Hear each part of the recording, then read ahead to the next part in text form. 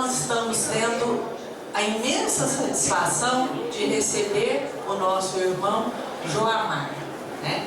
E o Joamar, ele vai fazer a palestra para nós. O título é A Confiança em Deus e a Qualidade de Vida. Nós vamos falar um pouquinho, né, a respeito do Joamar.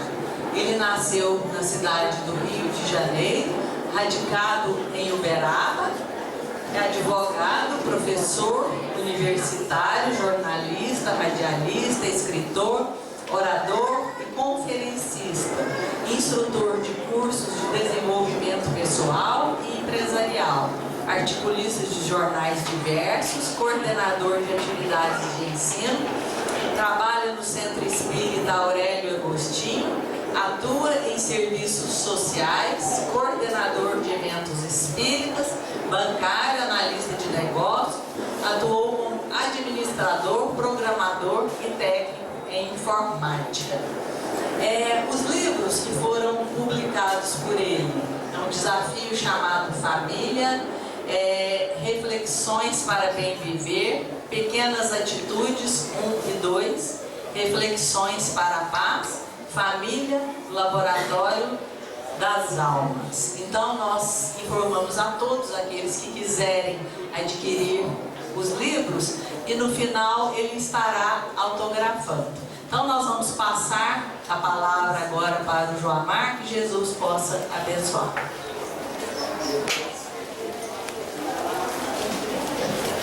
Boa noite.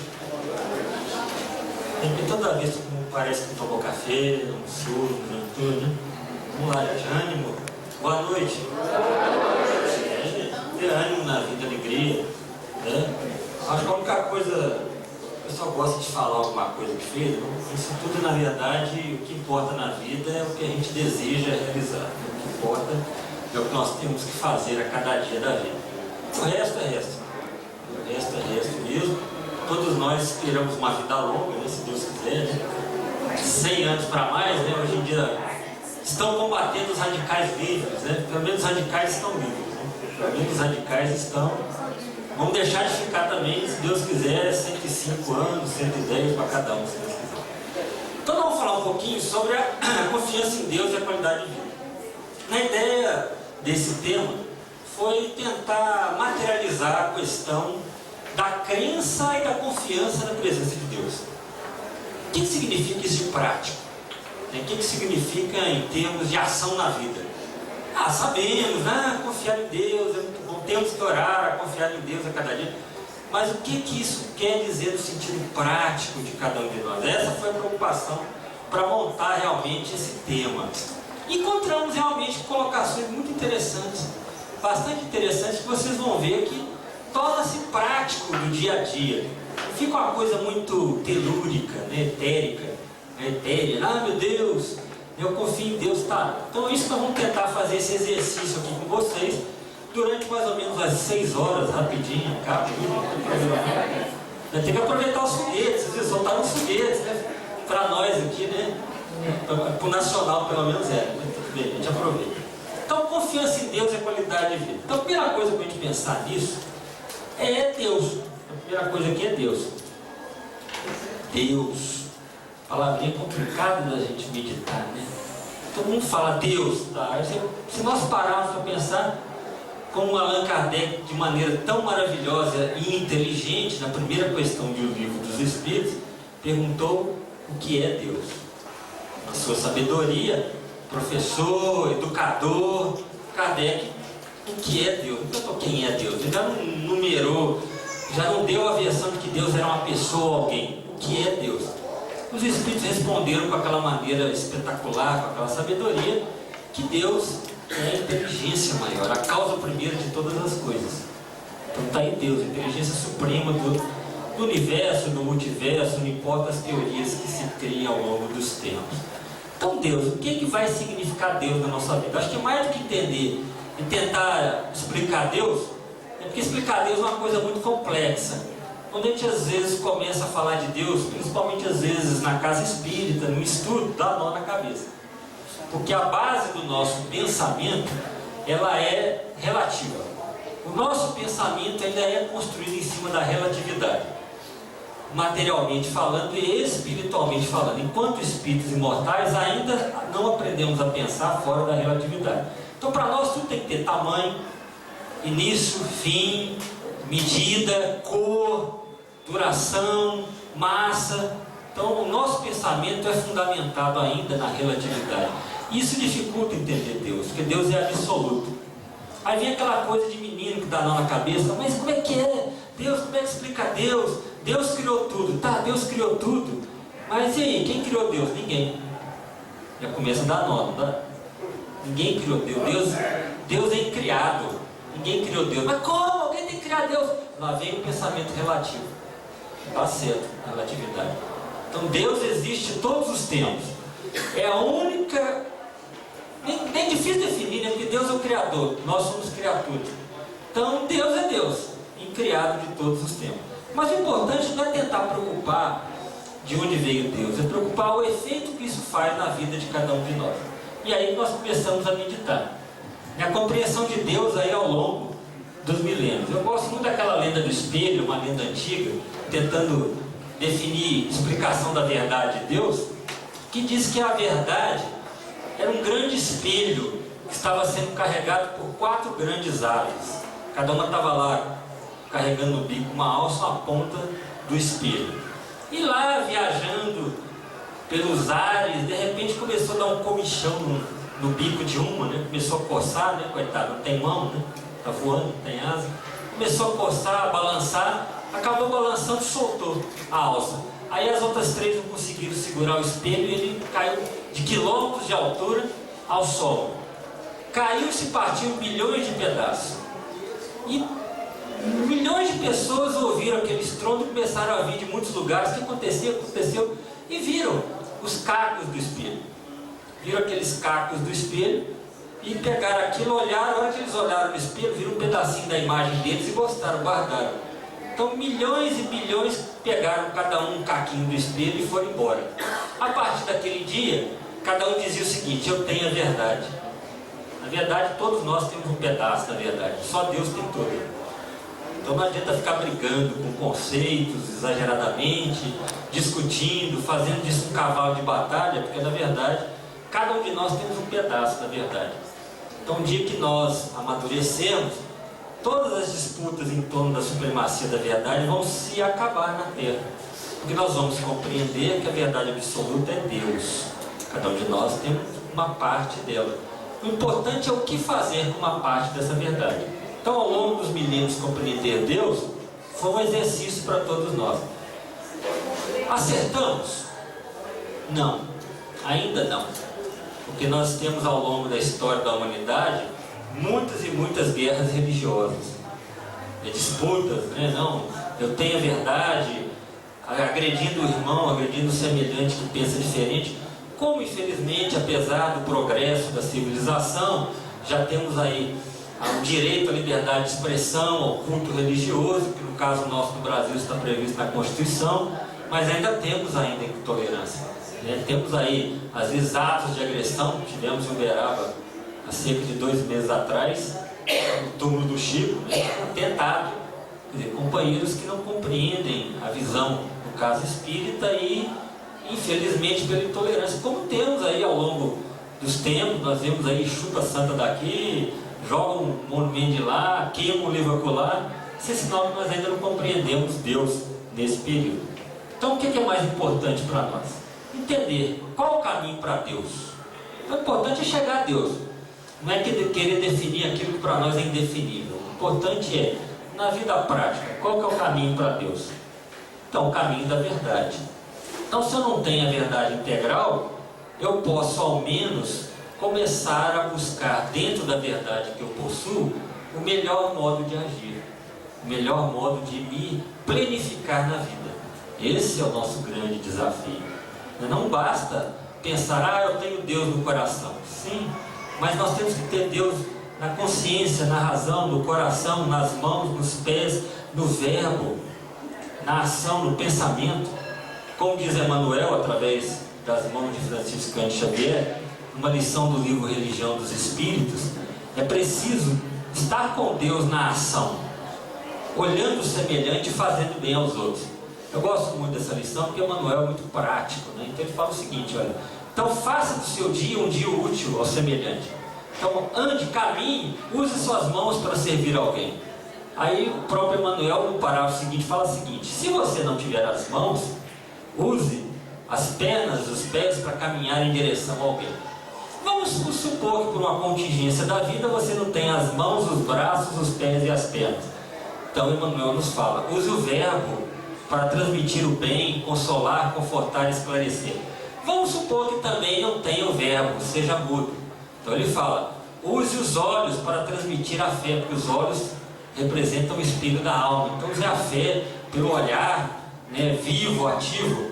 Ah, mas vamos supor que também sejamos cegos. Também Emmanuel é duro, hein? Oh, meu Deus do céu.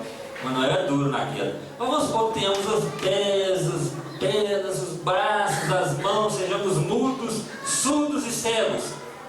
Então, estamos livres? Não, aí ele fala o seguinte, use o pensamento para orar por alguém. Está vendo? Isso é compreensão de Deus. Isso é compreensão de Deus. Ver a vida é algo mais. Então, as fases do ser humano para compreender Deus, primeiro é a fase da ignorância. Então, se nós olharmos os primórdios, o ser não sabia nem quem que ele era. E se nós olharmos lá, por exemplo, na época dos homens primitivos, né, dos seres humanos primitivos, as mulheres também, por exemplo, homens e mulheres primitivos. Eu vou achar que só homem foi primitivo, né? Mulher também foi. Foi, né? Hoje, graças a Deus, não é mais não, mas já foi. Então, a primeira fase é a ignorância. É a ignorância. Não compreende que está vivo.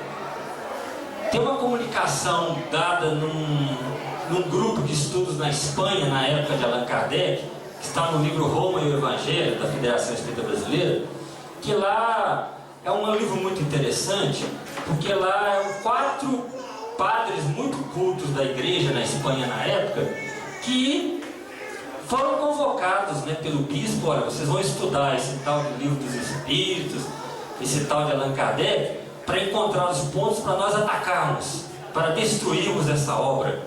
E eles começaram a estudar a fundo. No final, tornaram-se espíritas. Fundaram um grupo mediúnico e receberam comunicações mediúnicas. E uma delas é fantástica, de João Evangelista. E o João Evangelista narra como é que seria o primeiro dia do ser racional, do homem primitivo. Então ele fala lá, ele tinha um olhar vago, não era um olhar vivo, ele não se mexia muito, ficava mais paradão, só quando dava uma fominha que ele tentava comer alguma coisa, às vezes ele até ficava parado esperando passar o animal para ele pegar, nem corria atrás do animal, bem paradão mesmo. Então a gente vê que a primeira fase do ser humano era de ignorância, não compreendia nem a si mesmo, muito menos Deus.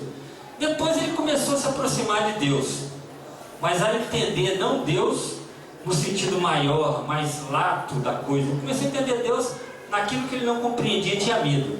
No raio, no trovão, na tempestade, aquele que vivia perto do mar, aquele rugir, né, do mar, aquela coisa toda, então assustava. Então Deus passou para ele ser qualquer coisa, a lua, o sol. Então ele se aproximou de Deus ainda sem compreendê-lo. Mais adiante, ele começou a conhecer Deus. Aí nós aqui na humanidade começamos a conhecer Deus. E Deus, né? Sabemos da existência de Deus hoje. Cada um, mesmo nas diferentes denominações religiosas na humanidade, mas conhecendo a força superior da vida. Quando nós passamos a conhecer, está tudo resolvido? Não. Porque nós precisamos aprofundar. Precisamos começar a meditar o que representa Deus na nossa vida. O que representa isso prático na vida, porque esse é o nosso exercício aqui hoje à noite, tornar isso prático, começar a meditar no que é Deus, para que depois aprendamos a sentir o que Deus representa na vida da gente, até a gente conhecer e viver integralmente isso, começar a viver isso no dia a dia. E quando nós olhamos as grandes almas que passaram e passam pela Terra, nós começamos a entender que é possível viver a presença de Deus na vida prática. E atestar que Deus existe, naturalmente a própria ciência vai atestar. Existem já alguns trabalhos científicos para provar a existência de Deus. Existem. Não é o nosso caso de falar nisso hoje, mas existem. Temos grandes pensadores, cientistas que entenderam isso. O próprio Einstein entendia a presença de Deus. Não Deus na maneira que as religiões tratavam, Um Deus no sentido do Senhor da vida, da inteligência suprema. Tem um trabalho muito interessante de um físico francês, que ele escreveu um artigo e publicou dizendo o seguinte: veja Deus no átomo. Então, estudando ali o átomo, enxergava Deus. Temos aquele grande físico indiano radicado nos Estados Unidos, Amit Goswami, que ele fala, veio no Brasil algumas vezes, que ele fala assim: a grande parte dos colegas físicos acredita em Deus. Não pede para assinar embaixo, porque eles ficam bem temerosos, né? Porque tudo que você assina e vai para uma revista, os outros companheiros que não admitem começam, mas ele fala, grande parte, talvez hoje a maioria, já acredite em Deus. Sobre outras denominações, lá ele fala que eles entendem como grande observador, porque hoje, com a física quântica, com o entendimento maior da vida universal, já se sabe que toda essa organização precisa ter alguém por trás disso, por fora disso, organizando. Então, no caso dos físicos, chamam do grande observador. Então, quer dizer, a própria ciência está chegando em Deus. Porque a ciência não descarta Deus. O cientista orgulhoso descarta, mas a ciência não. Então, vamos lá, para a gente continuar nosso exercício. Então, compreender Deus não é saber essencialmente o que é Deus. É vivendo em plenitude, abraçando suas criaturas e vivendo em harmonia com as suas leis. Está vendo? Então é isso. Então, compreender Deus é viver em plenitude através do outro. Onde é que está Deus? Está em tudo, embora transcendendo a tudo. É a colocação fantástica de Emmanuel, de outros autores que vieram antes. Desde a antiguidade, esse conceito da transcendência de Deus, ele existe. Então Deus está em tudo, nas suas leis. Jesus não falou: não cai uma folha de uma árvore sem que o Pai o saiba? Ele estava falando das leis, através dos mecanismos da vida. Então, como é que nós vamos chegar a Deus? Através das criaturas. E a harmonia com as leis, não ficar brigando com a vida. Nós brigamos demais com a vida. A gente discute demais com a vida. Tem um problema? Vamos resolver. Vai ao médico, você está com diagnóstico de câncer. Ai meu Deus, eu vou morrer. Pronto, você já está escolhendo o que vai acontecer. Temos livros aí de muitos autores, Luiz Hay dos Estados Unidos e outros autores, contando, Tem um caso que eu vi no livro uma vez, todo autor que disse que foi ao médico, você tem um câncer e vai ter 6 meses de vida. Ele chorou na frente do médico, ele parou e pensou: meu Deus existe. Saiu na rua, chegou na porta do consultório: eu quero viver. Quando ele escreveu o livro, uns 20 anos depois, estava vivo ainda. Não foi mediúnico não, foi encarnado que ele escreveu o livro. Ele escolheu viver. Está vendo? Então não precisa ficar brigando com as leis. Não briga, vamos estar felizes com as coisas. Então não está feliz com a vida, a gente está infeliz com a vida, reclama de tudo, É o que eu costumo dizer: às vezes está sol, está reclamando que está sol, está muito calor. Aí tem que chover, aí chove demais, oh meu Deus, choveu demais. Porque nós queremos controlar Deus. Deus tem que ter um termostato e um botãozinho de controle remoto. Chove agora faz sol. Agora vou para a praia, vou para a piscina. Não, agora eu quero que chova. Não, agora eu vou sair, dá uma calminha na chuva aí, senão vamos olhar.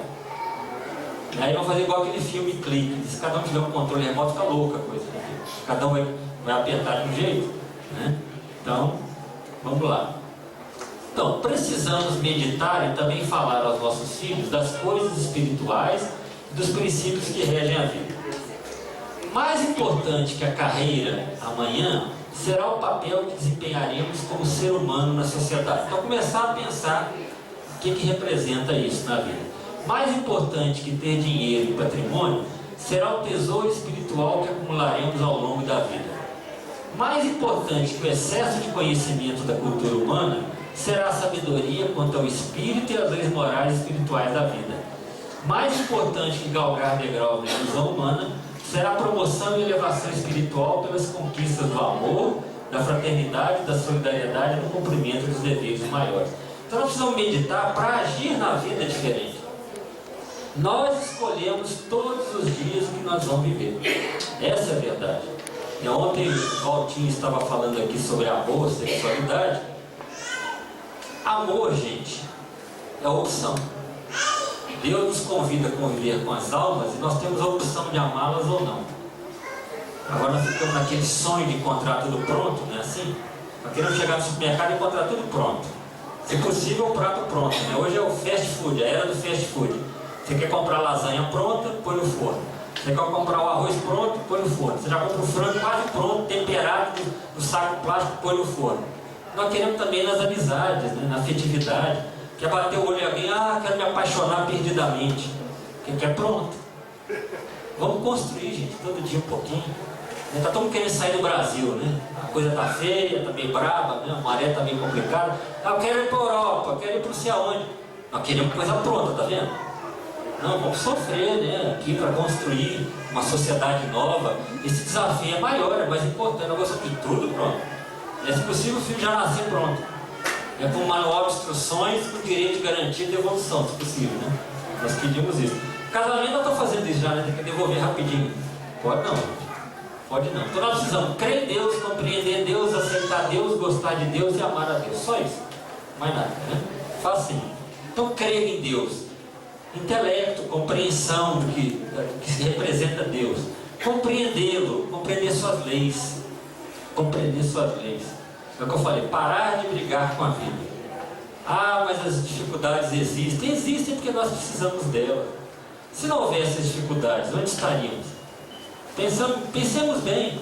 Vamos olhar a situação hoje do Brasil. Vamos fazer uma análise da situação brasileira hoje. Temos dificuldades? Muitas.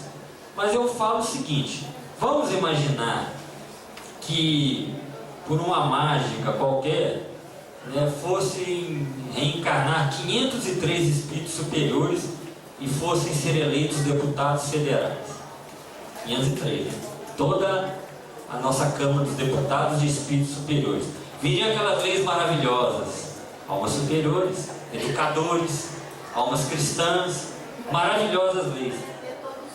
Oi? Pois é, como é que ia fazer, gente? Nós estamos preparados para isso? Não. Por isso que a coisa é gradual. Não estamos preparados para isso. Não estamos. Nós vamos ver que quando nos dá um excesso de conforto, a primeira coisa que a gente faz é esquecer de Deus. Já notaram? Tem aquela historinha do Humberto de Campos que eu gosto muito, numa das obras fotografadas por Chico Xavier, que ele comenta, Humberto de Campos, que foi visitar junto com um mentor espiritual, um companheiro, um hospital. Acho que lá no Rio de Janeiro, na época, né? Lá na década de 40, 50. E chegaram a um determinado quarto, tinha 3 companheiros lamuriando, chorando, lamentando. O primeiro falava assim: oh meu Deus, eu estou aqui doente, está ruim, eu prometo que se melhorar eu vou tratar melhor a minha esposa, vou tratá-la melhor, eu tenho sido paciente, oh meu Deus, me ajuda que eu vou tratar melhor a minha esposa. O outro, o segundo: oh meu Deus, me ajuda a melhorar, a ficar bom, que eu prometo que eu vou ter mais paciência com meu filho, ele é meio paradão, mas coitado, eu sou o pai dele, eu tenho que fazer o melhor por ele. E o terceiro: oh meu Deus, eu prometo que eu vou ser mais paciente, né? Menos irritado, vou ser bom no trabalho, né? Um chefe bonzinho. Todos 3, né? A Humberto de Campos virou para o companheiro espiritual: nossa, que dozinha deles, né? Tão cheio de boas intenções, não tem jeito de ajudá-los? Aí o mentor espiritual falou assim: olha, nós temos que aprender a compreender as leis de Deus. Eles estão aqui porque isso faz bem para eles enquanto espíritos imortais. Ah não, mas não tem jeito de ajudar? Aí ele falou: tá bom, como exercício de aprendizado, você vai ver.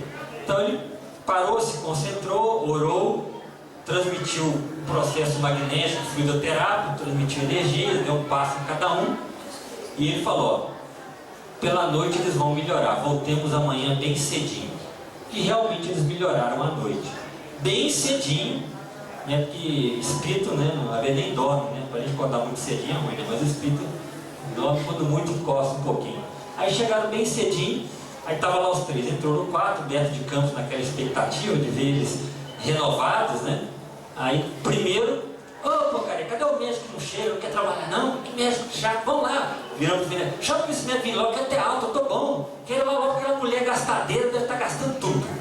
Deve estar acabando com tudo, dilapidando, deve estar dando comida para os parentes, para os cunhados que não querem trabalhar, deve estar lá pegando o cartão de crédito, deve estar gastando com tudo. Não tinha na época, mas se tivesse hoje ele falaria isso.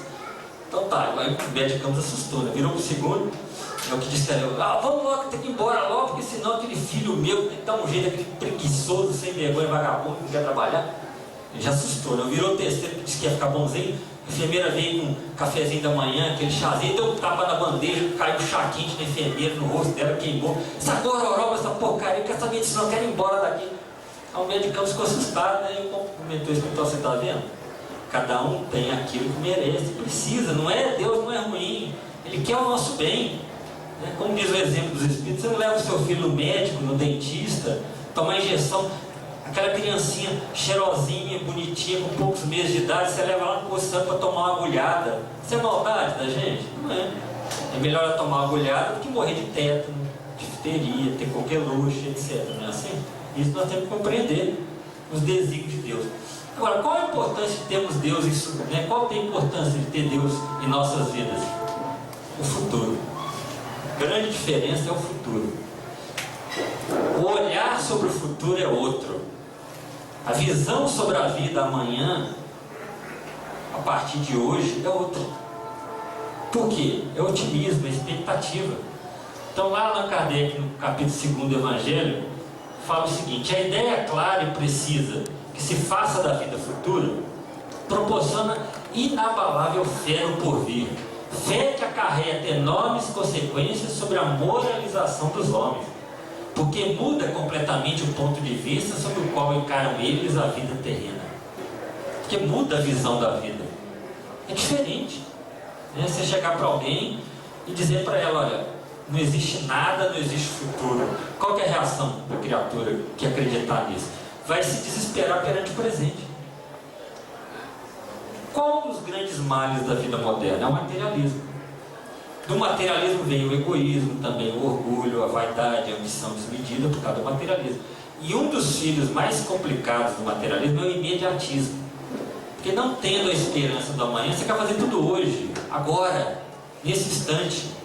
Daí o marido trai a esposa trai o marido, porque pensa que tem que viver a paixão tórrida que acha que tem agora, né? Aquele que vê uma vantagem ilícita para ganhar um dinheiro muito grande, eu tenho que aproveitar agora, porque amanhã, essa vida acabar, como é que faz? Tem que aproveitar agora. Então o imediatismo é terrível. É o que tem causado os grandes males da humanidade, o imediatismo, filho do materialismo. É o que tem causado toda essa sorte de sabores. Por quê? A pressa, a ansiedade. Daí vem a ansiedade, que já é o mal do século XXI, junto com a depressão. Está vendo? Tudo é imediatismo, correria. Hoje nós queremos fazer 30 coisas ao mesmo tempo. O dia não cabe. Já notaram como não cabe o que nós temos que fazer no dia? Não cabe mais. É difícil achar alguém que fale que está tranquilo. Estou tranquilo, faço quase nada. Até os meninos, coitado. É aula de inglês, aula de reforço, leva no piano, leva no violão, leva na natação. Coitado, o menino já está estressado com 8 anos de idade. Não, mas está complicado. Pergunta para os médicos aí, jovem de 13, 14 anos tomando remedinho de tarja preta, gente. Já deprimido, ansioso, já triste. Oh meu Deus, eu não consigo. É isso, gente, ansiedade. Então o ponto de vista muda. As vicissitudes e tribulações dessa vida não passam por incidentes que ele suporta com paciência, porque tem noção do futuro, por saberes de curta duração. O que são 10, 20, 30 anos, gente? Nada. Parece que foi ontem que a gente tinha 10 anos, 15, ficava doido para chegar aos 18, né? Ô bicho burro que é a gente, né? Tá lá na criança doido para chegar a 18. Para quê, gente? Depois chega nos 20, nos 30 e vai embora. Só muda no 100, né? Depois chega nos 90, diz o povo, só muda no 100, né? Aí pensa que vai demorar, chega rapidinho. Ou de cá ou de lá. Então suporta a paciência, porque sabe que é curta duração, devendo seguir um estado mais ditoso. Então tudo isso está lá na Kardec, no capítulo 2. Então, pelo simples fato de duvidar da vida, só do fato de duvidar da vida, o homem dirige todos os seus pensamentos para a vida atual na Terra. Nenhum bem divisando mais precioso que os da Terra, e não há o que não faça para conseguir os únicos bens que se lhe afiguram reais. Então, quer dizer, aí vem a ilicitude, tomar o que não é da gente, se apropriar do que não é nosso. Por quê? Eu tenho que ter, tenho que aproveitar agora, a vida está passando. Então a perda do menor deles causa-lhe causticante pesar. Então fica triste, amargurado. O cidadão era rico, perdeu tudo, suicida. Gente, os índices de suicídio são altos, eles aumentaram muito nos últimos 20 anos. Eles não são divulgados por questões éticas, jornalísticas, e porque desde a Idade Média já se tem a ideia da epidemia social. Não é uma ideia nova, isso vem desde lá da Idade Média. Sabe que se você ficar divulgando muito determinado tipo de fato, cria-se uma epidemia social. As pessoas começam a fazer aquilo, porque estimula naqueles que têm tendência. É igual quando acharam o menininho na lixeira, acharam mais uns 5, 6. Por quê? Porque ficou divulgando demais na mídia e alguém pensou, tá aí um bom lugar para jogar o menininho. Coitado. Por quê? Epidemia social. Alguém suicidou porque é apaixonado, a namorada não quer mais saber dele. Aí começa a divulgar muito. Allan Kardec tem um artigo interessante da Revista Espírita sobre essa epidemia social. Então não pode ficar divulgando, mas aumentou, infelizmente, nos últimos 20 anos, aumentou bastante o número de suicídios. Fruto disso, porque não aguenta. Eu perdi o emprego, eu não tenho suporte moral, não tenho fé, acabou, e agora o que eu vou fazer? Eu era rico, fiquei pobre. A pessoa que eu penso que eu estou muito apaixonado, totalmente dependente, não quer mais nada comigo, e por aí vai, muita coisa, muito séria isso. Então, um engano, uma decepção, uma ambição insatisfeita, uma injustiça que seja vítima, o orgulho, a vaidade feridos, são outros tantos tormentos que lhe transformam a existência numa perene angústia. Então a vida fica pesada, né? Porque, poxa, é problema. Não sei se vocês já fizeram o teste do tijolo. O dia que você estiver fazendo nada, né? Tem que estar tolo fazer ele, mas tudo bem. Faz o teste do tijolo, pega o tijolo e vai andando pela rua. 5 minutos, 10 minutos, 15 minutos, meia hora, 1 hora, gente, o tijolo vai ficando pesado pra caramba. Um tijolo. A bolsa, né? Mulheres que carregam aquelas bolsas que tem tudo, só falta com o carro dobrado dentro da bolsa, né? O resto tem, vai? Aí é uma bolsa. Isso, a bolsa. Vai carregando a bolsa, né? Vai carregando pacotes, né? Descarregar pacotes, para lá e para cá, vai ficando pesado. Por que isso, né? Porque você não vislumbra, você começa a pensar muito nele, começa a ficar pensando nele, fissurado nele. Então, demais preso aos problemas, eles ficam muito grandes, ficam enormes para a gente. Aí o exemplo que muito interessante que os Espíritos dão é da visão, né? Infligindo-se ele, si próprio, verdadeira tortura de todos os instantes. Porque fica só pensando em problema. Então tá lá, sob o ponto de vista da vida terrena, tudo se agiganta ao seu redor. E o mal fica muito grande, porque você não vê saída. Quando a gente não vê saída, a coisa é triste, é terrível. Aí ele fala o exemplo do homem na cidade, fala Kardec. Imagina um homem na cidade grande, ele começa a olhar prédios grandes, ele acha que, nossa, esse negócio é muito grande. Agora, à medida que se o mesmo homem subir na montanha bem alta, tudo começa a parecer pequeno. Eu comecei a fazer esse exercício uns anos atrás, quando comecei a viajar, algumas viagens, algumas coisas de avião. Eu me lembro que eu comecei a fazer exercício, eu aproveitava que estava lá, comprava sempre a janelinha para poder meditar, né, ficar olhando lá fora. E eu ficava olhando, de repente, passava lá em cima da cidade lá. Estava indo lá para São Paulo, por exemplo, estava passando lá em cima de Jundiaí. Eu ficava olhando que a cidade de 400 mil habitantes, que você cabia assim, se eu colocasse a mão assim, eu tampava ela do avião. Eu comecei a pensar, gente, realmente, essa colocação de Kardec é fantástica. Porque eu ficava pensando, gente, eu estou olhando aquele pedacinho aqui na minha visão, tem 400 mil almas ali encarnadas, parece que não é nada, pequenininho, parece assim, tão pueril. Você olhando, quanto mais do alto se olha, mais pueril fica. Não pueril no sentido de menosprezo pela vida dos outros, mas no sentido de pensar que a vida é tão grande que, poxa, olhando esse pedacinho, estou pensando aqui se a dona de casa está reclamando que o ferro queimou, ou se o outro, que a gasolina está ruim, está entupindo o carro.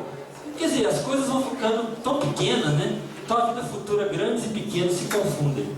Então, se todos pensarem a tudo, né? O Kardec fala, vai criar perigo então, mas todo mundo começar a pensar no futuro, vai atrapalhar o presente, ninguém vai querer trabalhar mais, vai ficar pensando no futuro, tem risco disso? Ele fala que não, porque o homem, instintivamente, procura o bem-estar. Dentro dos instintos que ainda mantemos, nós temos o instinto de preservação, o instinto de procriação, temos o instinto de buscar sempre o melhor para o nosso bem-estar. Não é o fato de pensar na vida futura que vai afastar isso da gente. Não é o fato. Não é porque eu estou pensando que amanhã existe que eu vou negligenciar do hoje. Ninguém é tão bobo a esse ponto. Se tiver alguém que age assim, mas aí já é uma questão de transtorno psicológico, fanatismo, né? Aí nós temos lá suicídios coletivos, alguns casos ao longo da história, né? O famoso lá, o Jim Jones, entre outros, né?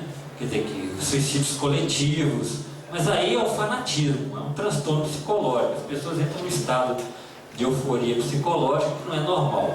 Mas normalmente não é o fato de pensar no futuro que vai negligenciar o presente, até porque todos os dias nós precisamos pagar as contas, né? Quem quer morar na rua, quem quer só andar a pé, ou andar descalço, ou não se alimentar, não tem jeito.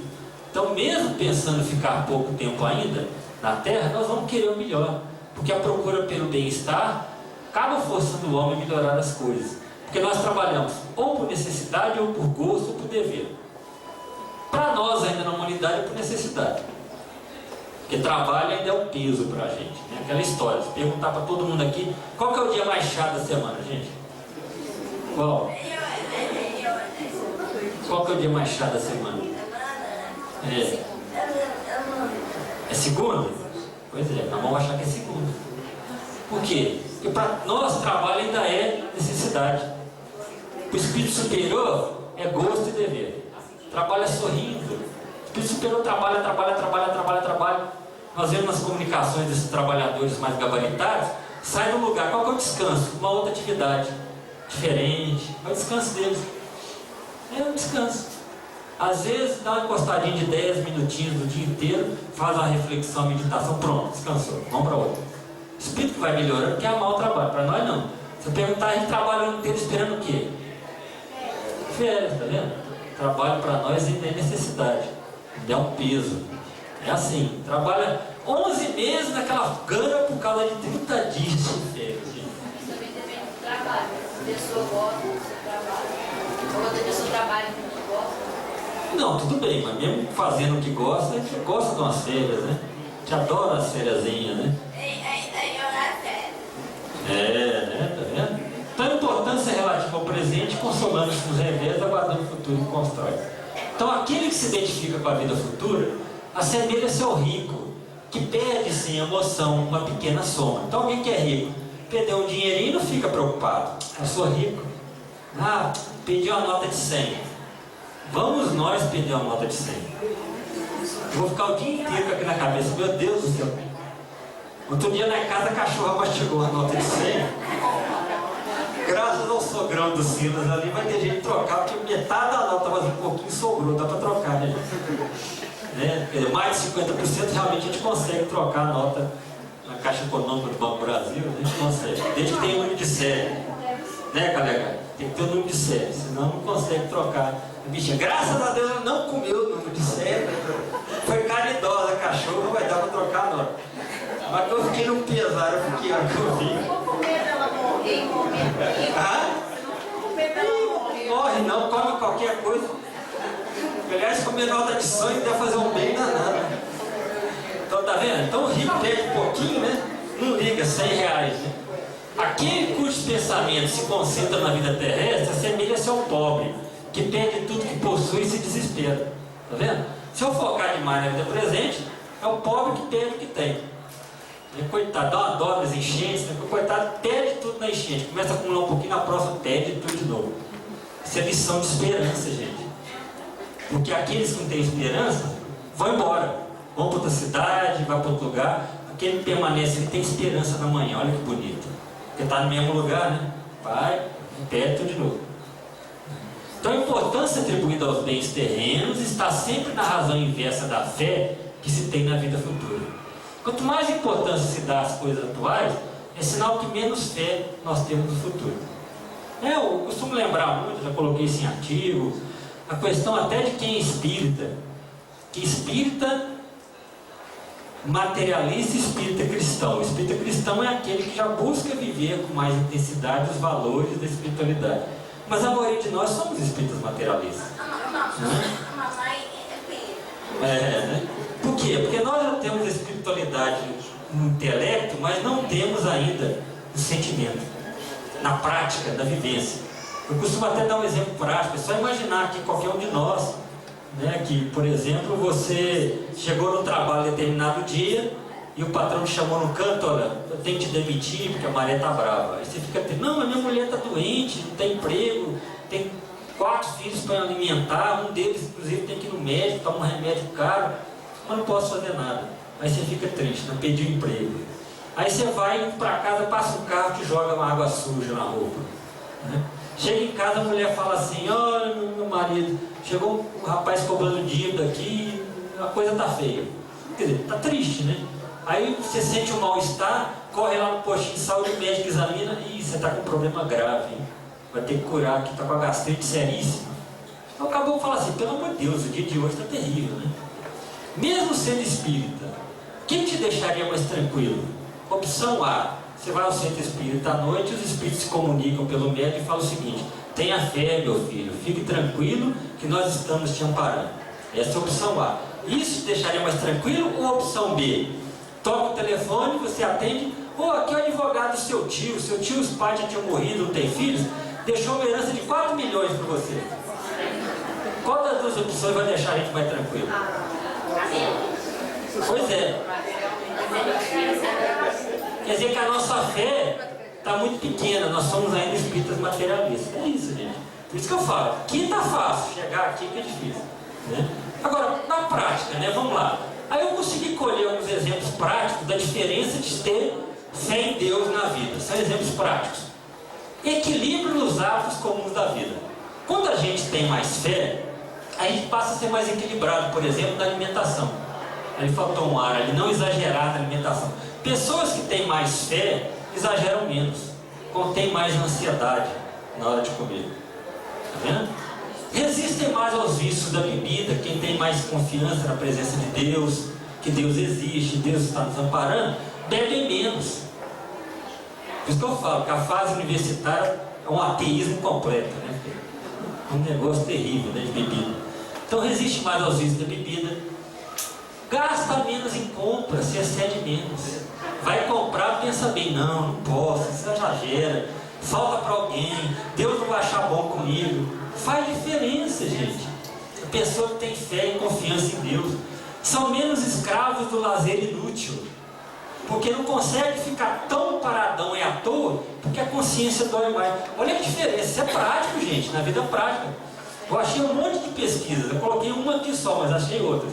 Um estudo publicado em janeiro de 2012, Jornal de Psicologia, da Personalidade Social, mostrou que participantes dessa pesquisa, que foram influenciados pela religião, tiveram mais controle para resistir à tentação de guloseimas. Então colocaram pessoas que manifestavam mais fé e aquelas que eram despreocupadas com a questão da vida espiritual, futuro, Deus. Fizeram testes, colocavam guloseimas na frente delas. Foi uma pesquisa feita em 2012. Aquelas que tinham mais fé, né, pensavam em Deus no dia a dia prático, resistiam mais.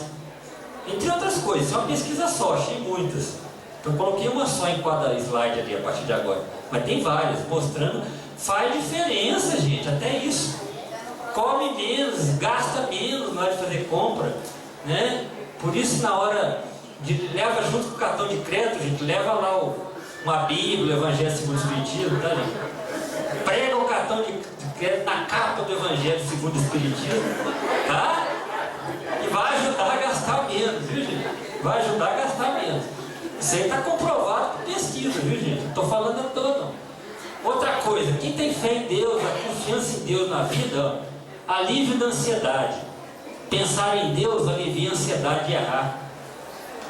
Alivia. A pessoa que erra, que tem confiança na presença de Deus, ela se compreende mais. Ela acha ruim errar, mas tem uma visão mais amena, menos ansiosa. Eu errei, não posso errar, mas poxa, mas Deus vai me dar uma oportunidade, eu vou, na próxima acerto melhor, vou melhor. Lida melhor com contratempos. Lida melhor. Você pede uma coisa, poxa, eu vou conseguir resolver isso, vou recuperar. Agora, quem não tem uma visão da vida materialista, sofre demais, que pede uma coisinha. Pede um bem, pede uma oportunidade, né? Não tem confiança na manhã. Tem maior aceitação das próprias falhas. A pessoa olha para dentro de si quando vê que está falhando alguma coisa e pensa melhor. Nossa, meu Deus, eu tenho essa imperfeição, mas eu vou vencer, eu vou superar essa imperfeição, esse vício, eu vou conseguir. Deus vai me ajudar, eu vou conseguir. A confiança em Deus. Tem maior propensão a calma e serenidade. Tem maior propensão a aguentar mais. Isso não quer dizer que seja santo. Maior propensão. Tem hora que vai chutar o balde mesmo, né? Nós somos imperfeitos. Mas o que é a melhoria? Cada vez demorar mais para chutar o balde. Não é assim. Então chutava o balde de 2 em 2 minutos, daqui a pouco 5, 15 em 15, de hora em hora. 2 em 2 horas, 3 vezes por dia, 2, é assim que evolui, tá, gente? Não vai deixar de chutar de uma vez, não. Né? Então o estoque de balde ainda vai ter que ter muito grande aí. Então alguns estudos mostram que os descrentes são mais estressados diante dos próprios erros. Também são estudos, vários estudos psicológicos feitos mostraram que aquelas pessoas que são descrentes são mais estressadas com a angústia da vida moderna. E elas ficam mais tensas. Por exemplo, para fazer um vestibular, ficam mais tensas. Por exemplo, para prestar um concurso público, ficam mais tensas.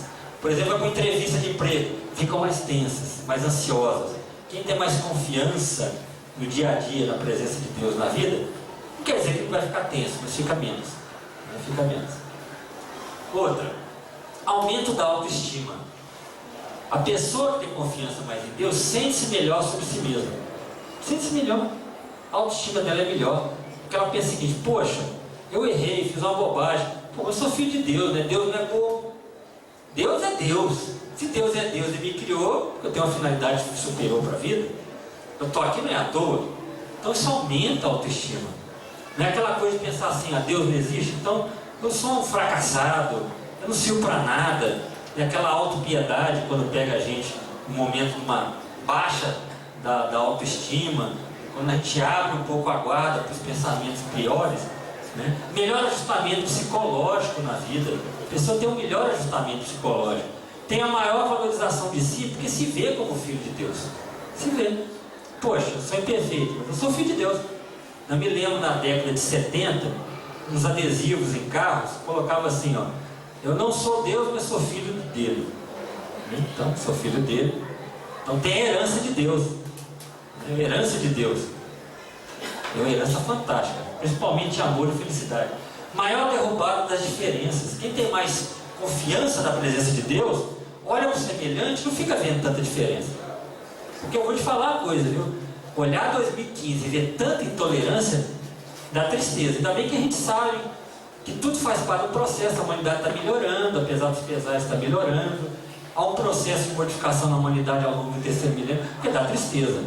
A gente cria intolerância porque o outro pintou o cabelo de uma cor diferente, por causa da homoafetividade, por causa da pobreza, por causa da cor da pele, por causa de torcer para um time diferente, de ser de um país diferente, porque mora numa cidade diferente. Gente, é tanta intolerância que a gente vê que precisa ainda avançar muito nisso. Então, alguns estudos mostraram maior nível de autoestima nos países com liberdade religiosa. Então, alguns estudos fizeram pesquisa em vários países. Aqueles onde há mais liberdade religiosa, o nível de autoestima foi mais elevado do que naqueles em que não há liberdade religiosa. Então, tem isso, já foi medido. Tudo já foi medido, gente. Depois que você lê o Guinness Book, você acredita que tudo já foi medido desse jeito, né? Até custo e distância tem recorde lá no Guinness Book, pelo amor de Deus, né? Até isso tem, né? Tudo. Maior tendência a ser felizes. Quem tem confiança em Deus tem maior tendência a ser feliz. Alegria social do voluntariado. A pessoa se engaja mais na sociedade do voluntariado e passa a ter mais alegria. Isso tem muitos estudos que mostram, né? Eu me lembro alguns estudos mostrando assim, naquela época, principalmente na década de 80, começo de 90, houve uma febre de falar do voluntariado. As empresas estimulavam os funcionários a se engajar em ações de voluntariado, ONGs surgiram, e realmente as pessoas passaram a ter uma autoestima melhor. Aí vieram algumas obras sobre o quociente emocional, quociente espiritual, né? Na onda do quociente de inteligência, né? Do QI, ver essas coisas. Então, a alegria do voluntariado, maior inserção das redes sociais, a pessoa se interage melhor com os outros, porque ela tem uma autoestima maior, porque ela vê no semelhante uma pessoa importante. Estreitamento dos laços, maior interação com outras pessoas. Então, uma pesquisa entre várias que eu vi, essa de dezembro de 2010, mostrou isso, que essas pessoas que viam Deus na vida, se engajavam mais para ajudar o semelhante, elas tinham na média um nível de felicidade maior do que as que não se engajavam em nada. Então, até isso já foi medido. Então, vale a pena confiar em Deus. Outra coisa, profilaxia contra a depressão e desalento. Anticorpos contra o mal do século XXI, que é a depressão junto com a ansiedade. Então a confiança em Deus traz isso para nós. absorver melhor os impactos das perdas, perder um ente querido pela desencarnação, pela morte. A pessoa tem a condição de superar melhor aquilo. É difícil, mas supera.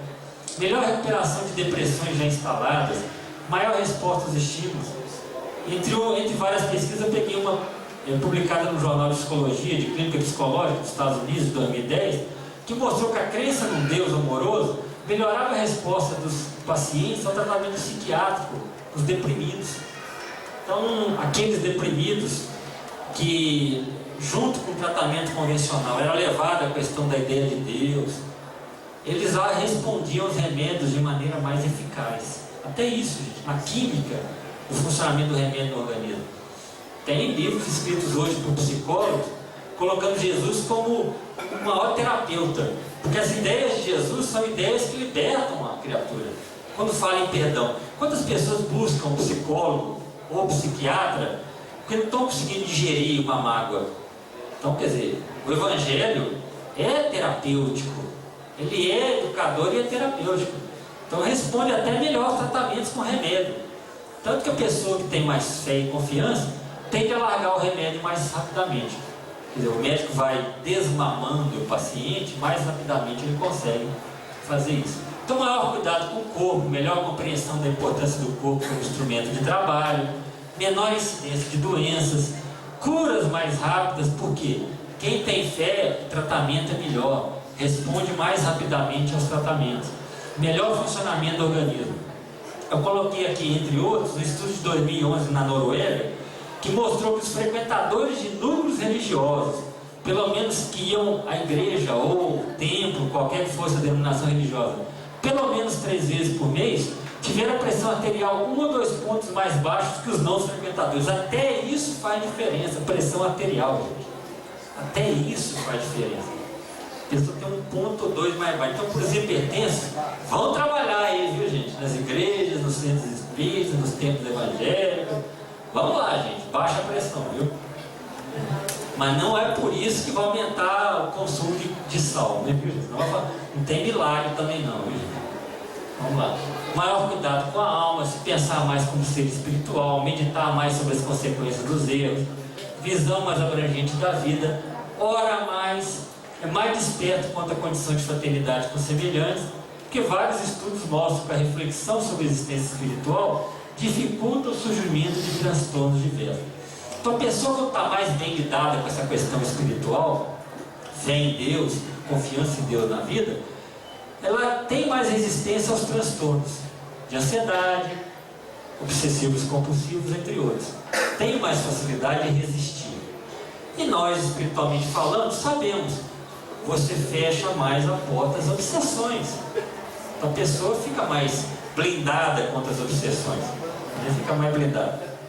Vou tomar uma aguinha aqui, né, gente? Porque senão também... Então até isso, né, gente? Então são alguns exemplos que eu dei aqui, só para mostrar como é que faz diferença. Então impulsa a reforma íntima, visão mais integral da vida, espírito e corpo, combate ao materialismo, menos manifestação livre do orgulho, do egoísmo, da vaidade e da avareza. Passamos a pensar mais nos outros e exercitamos mais a caridade. Fé e confiança na manhã e na vida, convicção de nossa condição de almas e não apenas matéria transitória, confiança na solução dos problemas, maior alegria de viver, resistência ante a dor e aceitação e resignação. Então é muita coisa, gente. É ufa, né? Mas tudo isso é para mostrar que faz diferença. Então é uma coisa palpável, é mensurável, não é uma coisa totalmente assim, vaga, abstrata, não. Ela é material, reflete na vida, reflete na saúde do corpo físico também, reflete na maneira de se comportar socialmente, interagir com as outras pessoas, faz diferença. Então não é balela, não é discurso religioso, não é nada não, isso é prático. Então o que eu quis mostrar para vocês aqui hoje é isso, é prático. Então não é só coisa de... A religião, a ciência vai cada vez mais estar chegando em Deus. Eu vi na revista Época uma vez uma entrevista lá de um cientista norte-americano, em que ele falou, olha, eu garanto que 80% dos cientistas já creem em Deus, 40% creem em reencarnação. Isso na época, temos 8 anos isso. Ele falou lá, ó, não posso sim Ainda não tem trabalhos científicos nas revistas especializadas, porque existe o medo da reação daqueles que não acreditam, por causa do rigorismo do meio. Quem já escreveu aqui artigo científico, para escrever um artiguinho para pós-graduação já é assim, um trabalho miserável, né, para o mestrado. Imagina aquelas revistas classe A, né, onde se divulgam as descobertas científicas. O rigor é muito grande. Mas ele colocou na época 80%, até porque a ciência não nega Deus. Quem nega Deus é cientista vaidoso. A ciência não nega Deus, não. Nenhum cientista vaidoso fala o seguinte: mas ninguém provou que existe Deus. Você pode responder para ele: mas nenhum cientista provou que ele não existe. Porque nenhuma das teses que foram divulgadas explicam 100%. Por exemplo, Big Bang. Tá, o universo surgiu do Big Bang. De onde é que surgiu a partícula que expandiu? Não tem explicação. Existe criatura sem criador. Exatamente. Tá vendo? Então, a própria ciência não provou que Deus não existe. Porque a ciência não é materialista. O cientista orgulhoso pode ser, mas não a ciência. Só está. Então, Jesus, lá transcrito por Lucas, fala: felizes são os que ouvem a palavra de Deus e aguardam. Então, quer dizer, confiar em Deus é ser feliz, gente. Felicidade, coisa prática. Lá em Salmos, né, para agradar outras visões religiosas também, Deus é o nosso refúgio e a nossa fortaleza. Auxílio sempre presente na diversidade. Está em Salmos. Mesmo que não é espírita, está lá. Católico, evangélico. Então, vamos lá, vamos para Buda, então, para dizer que a gente, vamos lá, saindo do cristão para Buda. Buda falou: a sabedoria é o melhor guia, a fé, a melhor companheira. Deve-se, pois, fugir das trevas da ignorância e do sofrimento, e deve-se procurar a luz da iluminação. Então está lá, ó. Melhor guia, sabedoria e fé. Então Buda falando, vendo? Então vamos fazer do nosso lar uma verdadeira escola das almas, porque o nosso lar é o melhor lugar do mundo para desenvolver os sentimentos e a capacidade de se enxergar como filho de Deus. E ensinar os nossos filhos. Não tinha espaço para falar aqui hoje sobre o trabalho da questão de educar os filhos à luz da ideia de Deus, né? Porque não caberia no tema de hoje aqui. Mas é muito importante os pais na educação passar isso para os filhos desde cedo. Olha, meu filho, Deus é palpável, tá? Deus não é abstrato, não. Então o esforço por falar, sentir e viver os preceitos superiores da presença de Deus no universo cristão é o que nós chamamos de evangelho. É isso, evangelho é isso, gente. É falar, sentir e viver os preceitos superiores de Deus na vida. Materializar isso. Está lá Jesus de novo: não te hei dito que se creres verás a glória de Deus? Está vendo? O que é a glória de Deus? É uma cabana no céu? Não, é a felicidade. O reino de Deus está dentro de vós. Quer dizer, nós podemos ser felizes. O céu e o inferno está dentro de nós. Então ser feliz, isso é coisa prática. Ah, mas a terra é muito complicada. Mas nós vamos lembrar lá no Evangelho segundo o Espiritismo: existe felicidade relativa na terra. É lógico que integral não existe. Nós somos imperfeitos, não vamos ficar felizes com a nossa perfeição? Lógico que não. Não vamos ficar felizes vendo tantos irmãos sofrendo? Lógico que não. Mas a felicidade relativa, ela existe. Da consciência tranquila, da realização do amor, da prática da caridade, da contribuição ao mundo melhor que nós possamos dar todos os dias na nossa vida. E para encerrar, né, para ficarmos aí dentro de uma hora, essa frase eu acho fantástica, eu gosto de lembrar ela todos os dias e recomendo que nós preguemos ela no guarda-roupa, no espelho, põe um papelzinho na bolsa, põe lá no carro.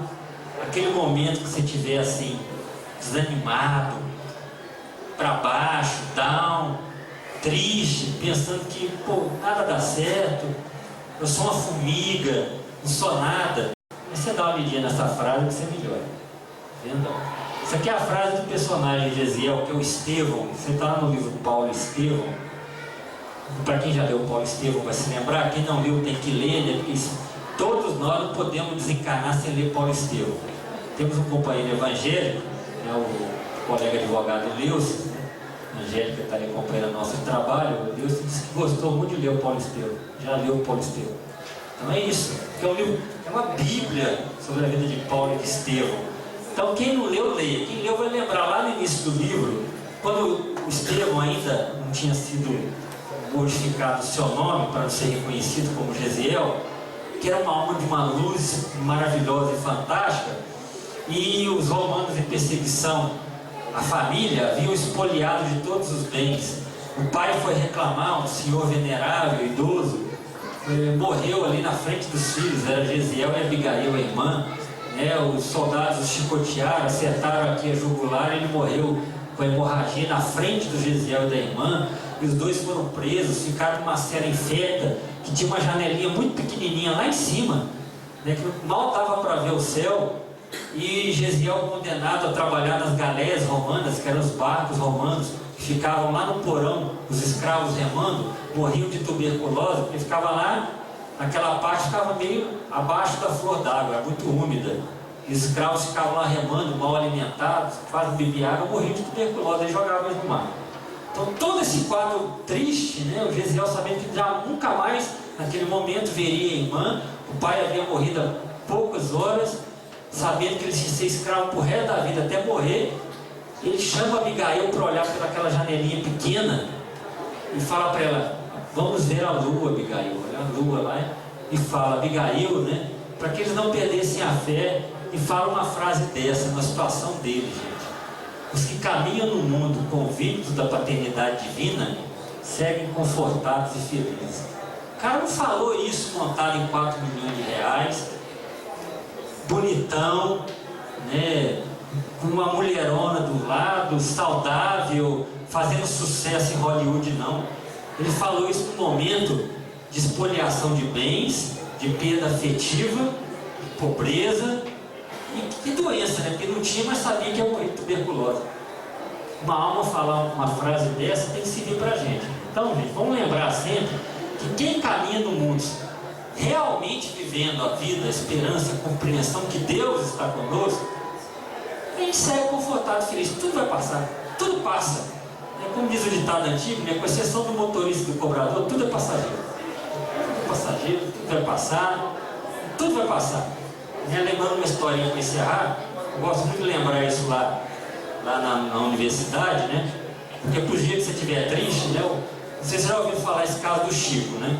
Uma vez um companheiro que era médico espírita aqui em Beraba, né? Vamos preservar o nome, obviamente, estava lá no Chico, e virou para o Chico um dia e falou assim: Chico, meu Chico, reza para mim, Chico. O que foi, meu filho?